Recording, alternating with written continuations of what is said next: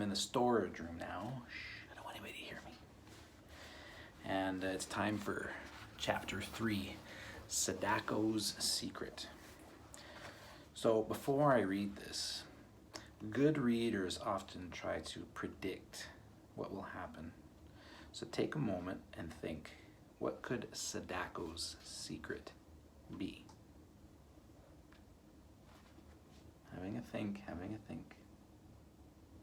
All right, now lock it away in your head. Well, let's find out what it is. Sadako's secret. It was the beginning of autumn when Sadako rushed home with the good news. She kicked off her shoes and she threw open the door with a bang. "I'm home," she yelled. Her mother was fixing supper in the kitchen. "The most wonderful thing has happened," Sadako said breathlessly. "Guess what?" "Well, many wonderful things happened to you, Sadako-chan. I can't even guess." "The big race on field day," Sadako said. "I've been chosen from the bamboo class to be on the relay team." She danced around the room, swinging her school bag. "Just think, if we win, I bet you we'll get on the team in the junior high school next year." That was what Sadako wanted more than anything else. After supper, Mr. Sasaki made a long speech about family honor and pride. Even Masahiro was impressed. Sadako was too excited to eat. She just sat there grinning happily. You can kind of see her throwing her book bag around. From then on, Sadako thought of only one thing, the relay race. She practiced every day, at school, and often she ran all the way home. When Masahiro timed her with Mr. Sasaki's big watch, Sadako's speed surprised everyone. Maybe, she dreamed, she would be the best runner in the whole school. At last, the big day arrived. A crowd of parents, relatives, friends, they all gathered at the school to watch the events. Sadako was so nervous. She was afraid her legs wouldn't work at all. Members of the other team suddenly looked taller and stronger than her teammates. When Sadako told her mother how she felt, Mrs. Sasaki said, "Sadako-chan, it is natural to be a little bit afraid. But don't worry. When you get out there, you will run as fast as you can." Then it was time for the relay race.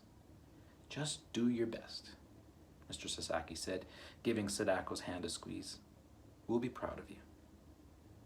The kind words from her parents made the knot in Sadako's stomach loosen. They love me, no matter what, she thought. At the signal to start, Sadako forgot everything but the race. When it was her turn, she ran with all the strength she had. Sadako's heart was still thumping painfully against her ribs when the race was over. It was then that the first strange feeling of dizziness came over her. She scarcely heard someone cry, "Your team won!" The bamboo class surrounded Sadako, cheering and shouting. She shook her head a few times to shake away the dizziness. Let's see here. All winter, Sadako tried to improve her running. To qualify for the racing team in junior high, she would have to practice every day. Sometimes, after a long run, the dizziness would return. Sadako decided not to tell her family about it. She tried to convince herself that it meant nothing, that the dizziness would go away. But it didn't. It got worse, actually. Frightened, Sadako carried the secret inside of her. She didn't even tell Chizuko, her best friend. On New Year's Eve, Sadako hoped she could magically wish all the dizzy spells away. How perfect everything would be if she didn't have this secret. At midnight, she was in her cozy bed when the temple bells began to chime. They were ringing out all the evils of the year so that the new year would be fine. With each ring, Sadako drowsily made her special wish.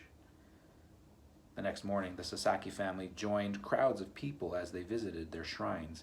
Mrs. Sasaki looked beautiful in her best flowered silk kimono. "As soon as we can afford it, I'll buy a kimono for you," she promised Sadako. "A girl your age should have one." Sadako thanked her mother politely, but she didn't care about a kimono. She only cared about racing with the junior high team. Amidst throngs of happy people, Sadako forgot her secret for a while. She let the bright joy of the season wash her worries away. At the end of the day, she raced Masahiro home and she won easily. Above the door were the good luck symbols Mrs. Sasaki had put there to protect them during the year. With a beginning like this, how could anything bad happen?